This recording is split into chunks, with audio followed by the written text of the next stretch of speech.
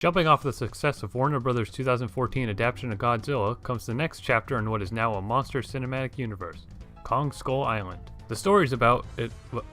Okay, to be perfectly honest, I don't actually know any of the characters' names. But anyways, the story takes place in the 1970s.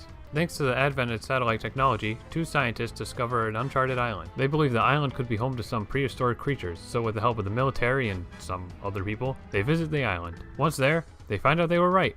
The island is filled with monsters that want to eat them, one of which is a giant gorilla named Kong. He's finally back! Kong destroys a bunch of the military's helicopters and separates everyone, so now they have to find each other, reach the rendezvous point, and not die. Now, obviously with a movie like this, you come to see the giant monkey kick ass, and you do get that, and it's awesome, but the movie does have a lot of downtime too. There's a big focus on the human characters who are all entertaining, sure, but they're pretty generic.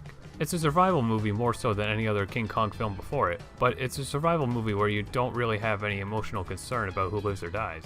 If anything, you just want to see more characters die because the monsters are the true stars of the film. The human characters just aren't really engaging despite how much the film focuses on them. They serve their purpose and all the actors are good, but maybe there'd be a little more substance to the whole movie if they were written better. Well, actually, there is one character, the Castaway-esque character that John C. Reilly plays, has a nice little story arc throughout the movie, and he has some funny dialogue at times too. He's one of like two characters who actually gets a backstory and you kind of feel for him.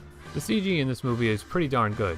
Kong and the other monsters never look too real, but that's basically to be expected. I think the newer Planet of the Apes movies have better monkey animation, but this still looks fine. An interesting thing about this film is that it actually has a clear visual style. It does a great job of capturing the time period with costume designs and props. There are also some neat looking shots with Kong against the color orange that create some nice contrast.